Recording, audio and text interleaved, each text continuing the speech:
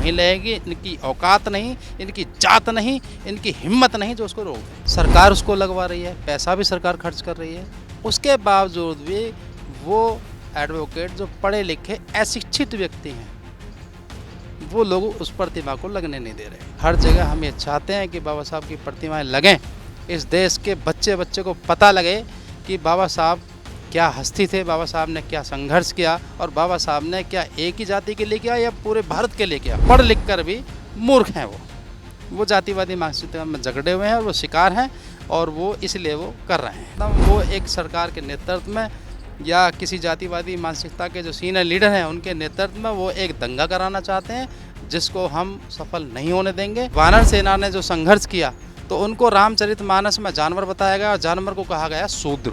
तो यानी कि वहाँ भी हम लोगों ने संघर्ष किया। हर एक आदमी वो बुद्ध है जो अपनी बुद्धि का इस्तेमाल करता है। अब मैं जानबूझकर अंधविश्वास में डूबूँ तो ये तो मेरी सबसे बड़ा पागलपन है। चंद्रशेखर भाई अगर पहुँचेंगे और उनके क्रांतिकारी योद्धा उनके साथ पहुँचेंगे तो मेरा तो मानना यह है कि 100 के 100% मूर्ति लगेगी। उसको कोई रोकने वाला पैदा नहीं है अभी तक। नमस्ते, मैं शुभम और आपने देखना शुरू कर दिया है नैतिक न्यूज़। मध्य प्रदेश के ग्वालियर हाई कोर्ट में बाबा साहब का विवाद जो है इस समय तूल पकड़ गया है। तूल क्यों पकड़ गया और विवाद क्या है वो मैं आपको पूरा बता देता हूँ। विवाद की जो पूरी कहानी है वो है बाबा साहब की मूर्ति लगाने की कहानी।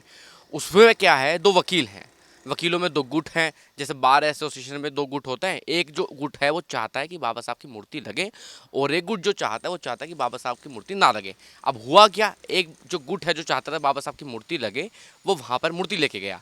अब दूसरे जो गुट वाले थे जो उनको पसंद नहीं करते थे उन्होंने वहाँ का विरोध किया। विरोध आने के बाद हालांकि वहाँ मूर्ति नहीं लग पाई। उसके बाद भीम आर्मी के संगठन के लोग वहाँ पर गए और उनका वकीलों से झड़प हुई। मामला तूल पकड़ गया। अब सुनने में आ रहा है कि आज़ाद समाज पार्टी के राष्ट्रीय अध्यक्ष चंद्रशेखर आज़ाद भी इस मुद्दे पर ग्वालियर पहुंचने वाले हैं। अब इस मुद्दे पर बातचीत करने के लिए हमारे साथ विनय बहुत मौजूद हैं। इनसे बातचीत करते हैं कि पूरा विवाद क्या है, विवाद की जड़ क्या है और ये विवाद जो है इसको विवाद कहना उचित रहेगा। विनय भाई, मुझे आप एक बात बताइए, आज के समय में अगर मैं नॉर्मल इंसान की बात करूँ, चलिए एक बार एक विचारधारा होती है, जो वकील है बाबा साहब के लिखे हुए संविधान से खाता है, कमाता है, बच्चों को लालन पोषण करता है, वही वकील बाबा साहब की मूर्ति लगने का विरोध करे, क्या दर्शाता है ये? सबसे पहले शुभम भाई आपका बहुत बहुत धन्यवाद। आपने इस आवाज़ को बुलंद करने का काम किया। देखिए, ग्वालियर में जो घटना हो रही है वो पढ़े लिखे अशिक्षित लोग हैं और बाबा साहब का जो लिखित संविधान है वो भारत में चलता है। यानी कि मैं बात करूं, जिस तरीके से एक मोटरसाइकिल के अंदर एक इंजन होता है और उस इंजन को निकाल दिया जाए तो सिर्फ उसमें ढांचा बचेगा, चेसिस उसकी बचेगी, वो चल नहीं पाएगी। इसी तरीके से परम पूज्य बोधिसत्व डॉक्टर भीमराव अम्बेडकर साहब जी का लिखित संविधान से देश चलता है और उसी संविधान का एक पार्ट है लॉ, जिनको एडवोकेट भी कहते हैं हम। वो एडवोकेट, जबकि बाबा साहब की प्रतिमा को लगाने के लिए सरकार ने उसको प्रस्ताव पास किया, परमिशन दी और हाई कोर्ट में लगाने के लिए परमिशन दी। सरकार उसको लगवा रही है, पैसा भी सरकार खर्च कर रही है। उसके बावजूद भी वो एडवोकेट जो पढ़े लिखे अशिक्षित व्यक्ति हैं वो लोग उस प्रतिमा को लगने नहीं दे रहे। तो ये जो असर है कहीं ना कहीं जातिवाद का असर है, ये उनकी शिक्षा का असर नहीं है। शिक्षा से तो वो बाबा साहब ने जो एक स्लोगन दिया था कि शिक्षित बनो, उस शिक्षा को लेकर के वो लॉ बने।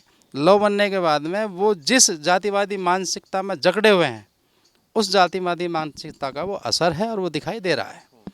और वहाँ पर रही बात कि हमारे जो राष्ट्रीय अध्यक्ष हैं भीम आर्मी के संस्थापक माननीय एडवोकेट चंद्रशेखर आज़ाद जी, तो कहते हैं ना कि हम भीम आर्मी का झंडा और डंडा दोनों ही मजबूत हैं। ग्वालियर में तो कहा हर जगह हम ये चाहते हैं कि बाबा साहब की प्रतिमाएं लगें, इस देश के बच्चे बच्चे को पता लगे कि बाबा साहब क्या हस्ती थे, बाबा साहब ने क्या संघर्ष किया और बाबा साहब ने क्या एक ही जाति के लिए किया या पूरे भारत के लिए किया या पूरे वर्ल्ड के लिए किया। ये लोगों को पता लगना चाहिए। बाबा साहब एक विचारधारा है। बाबा साहब को आज मानने की ज़रूरत नहीं है, बाबा साहब को सिर्फ पढ़ने की ज़रूरत है।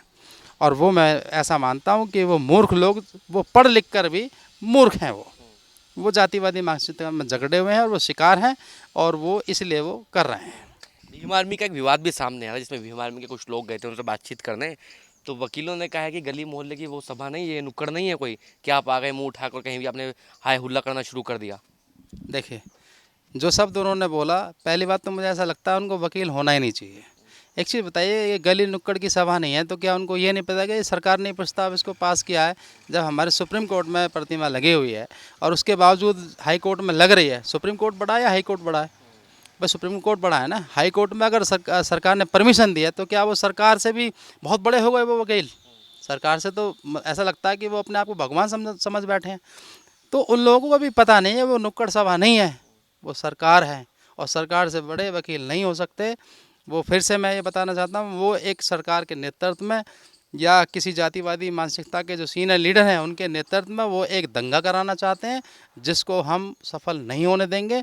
भीम आर्मी के लोग वहाँ सक्रिय हैं, माननीय चंद्रशेखर आज़ाद जी पहुँच रहे हैं, बहुत जल्द वहाँ प्रतिमा लग कर रहेगी। कोई भी व्यक्ति, ऐसे कितने भी विचारधारा के लोग जो गंदी मानसिकता, ऊंच नीच, भेदभाव वाले आ जाएं, वो कुछ नहीं रोक सकते, सिर्फ वो दंगा करा सकते हैं।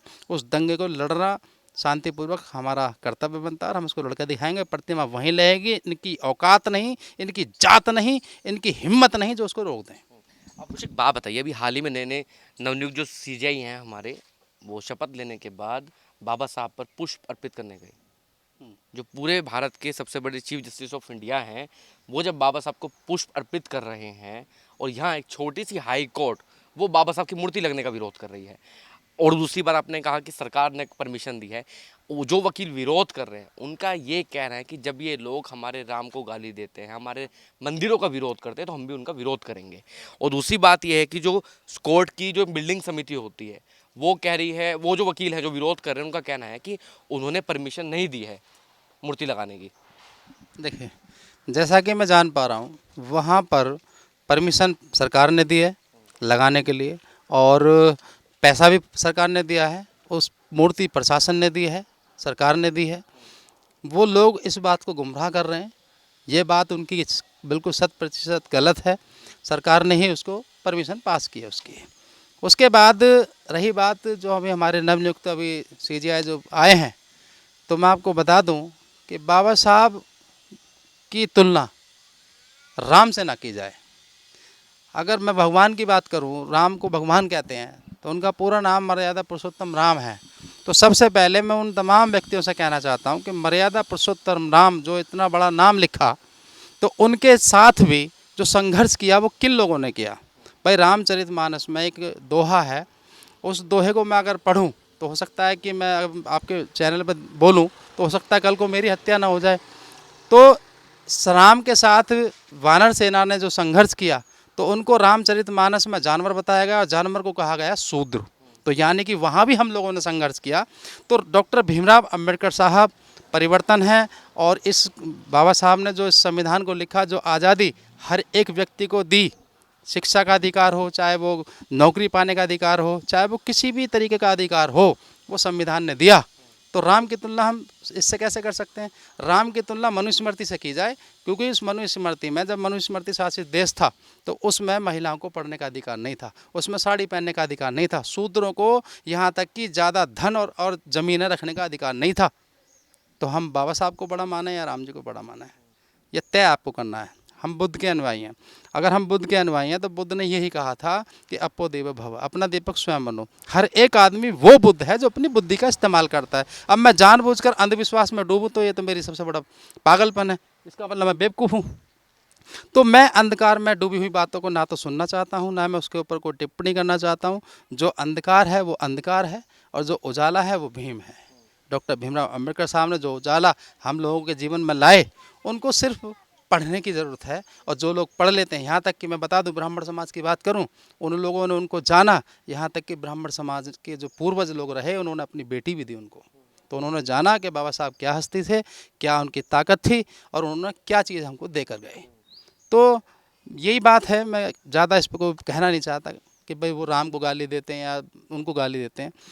गाली इंसान वही लोग दे रहे हैं जो लोग दंगा कराना चाहते हैं, जो लोग जातीय दंगा कराना चाहते हैं। दोनों साइड लोग मिल हो सकते हैं आपके अनुसार? देखिए, दोनों साइड हो सकते हैं, क्यों नहीं हो सकते, हो सकते हैं। लेकिन मैं ज़्यादा बात करूं तो जो अंधकार में डूबे हुए लोग हैं वो 100 के 100% हो सकते हैं, और जो अम्बेडकरवादी लोग हैं वो मात्र उनमें से कोई जो अशिक्षित या अनठपने में कोई युवा हो या कोई बच्चा हो, वो मात्र मेरे हिसाब से 3 या 4% हो सकते हैं जो गालियाँ देंगे, वरना कोई जो शिक्षित आदमी, जो अम्बेडकरवादी, जो अम्बेडकर साहब में विश्वास रखता है, बुद्ध में आस्था रखता है अपनी, वो नहीं हो सकता। ये बात सच है। अच्छा, मुझे आप एक बात बताइए, जिस तरीके से पता चला है, लोग कह रहे हैं कि चंद्रशेखर आज़ाद वहाँ पहुँचने वाले हैं, वकील है, वकीलों को तो आपने देखा होगा, तमाम वीडियो देखी होगी आपने, वकील तो कहीं भी विरोध करना शुरू कर देते हैं। अब आपको क्या लगता है, जब चंद्रशेखर आज़ाद वहाँ पहुँचेंगे तो क्या माहौल बनेगा? जो वकील हैं, जो बाबा साहब की मूर्ति लगने का विरोध कर रहे हैं, जो प्रशासन है, कुछ लोग ये भी कह रहे हैं कि प्रशासन भी कहीं ना कहीं इसी मिलीभगत में शामिल है। अब जब चंद्रशेखर आज़ाद वहाँ पहुँचते हैं तो क्या माहौल बनेगा? और बाबा साहब की मूर्ति लग पाएगी या नहीं लग पाएगी वहाँ पर? देखिए, चंद्रशेखर भाई अगर पहुँचेंगे और उनके क्रांतिकारी योद्धा उनके साथ पहुँचेंगे, तो मेरा तो मानना यह है कि 100 के 100% मूर्ति लगेगी। उसको कोई रोकने वाला पैदा नहीं है अभी तक। उसके साथ साथ भाई, वो लोग किस चीज़ को, मतलब किस चीज़ का विरोध कर रहे हैं? वो क्यों मूर्ति नहीं लगने देना चाह रहे? क्योंकि जो ये लोग, जो मनुवादी विचारधारा हम इसलिए कहते हैं कि जो मनुस्मृति थी, मनुस्मृति के जो वंशज लोग थे, वो लोग आज भी वही काम कर रहे हैं। बाबा साहब ने कभी किसी का बुरा तो नहीं किया। बाबा साहब ने केवल समानता की बात की, बाबा साहब ने केवल शिक्षा की बात की, और बाबा साहब ने जिन लोगों पर, शूद्र वर्ण पर, खासकर मैं बात करूं, शूद्र वर्ण पर सबसे ज़्यादा जो शोषण इन लोगों ने किया, तो बाबा साहब ने अगर आज संविधान को लिख करके जो हमें गिफ्ट दिया, जिसकी बदौलत आज हम कह पा रहे हैं, सुन पा रहे हैं, पढ़ पा रहे हैं, या बहुत सारी चीज़ों को ले पा रहे हैं, या ज़मीनें रख पा रहे हैं, तो ये सिर्फ बाबा साहब की देन है। तो उन्होंने क्या गलत किया? मान लीजिए मेरे बेटे का कोई शोषण करे तो मैं क्या चुप रहूँगा? नहीं, मेरा भी अधिकार है इसमें, इस लोकतंत्र में मेरा भी अधिकार है कि मैं बराबर की बात करूँ, अपने बच्चे के हित की बात करूँ। तो बाबा साहब से इनको इतनी नफ़रत क्यों? बाबा साहब को ये क्यों उनकी प्रतिमा नहीं लगने देना चाहते? उसी किताब को पढ़कर, उनके ही बनाए हुए कानून को पढ़ कर के ये अपने बच्चों की रोजी रोटी चला रहे हैं, अपने बच्चों को पाल रहे हैं। इसका मतलब ये ढोंग है, ये छल कपट कर रहे हैं हमारे साथ, फिर से वही काम कर रहे हैं। और अब ये काम होने वाला नहीं है, क्योंकि जो 5000 साल पहले की जो व्यवस्था थी, वो एक बहुत दर्दनाक थी। अभी एक फूले मूवी आई थी, उसमें भी यही चीज़ हमने दिखाने की कोशिश करी।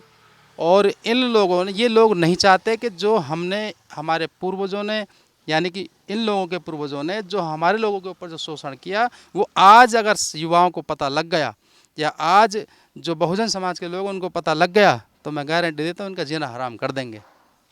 तो इसलिए वो बाबा साहब की मूर्ति नहीं लगने देना चाहते। बाबा साहब कोई मतलब कोई अंधकार में डूबे व्यक्ति नहीं थे। बाबा साहब एक किरण थे, और वो किरण, जिस किरण ने सबको उजाला दिया। आप देख रहे हैं नेट्रिक न्यूज, साहस सच कहने का।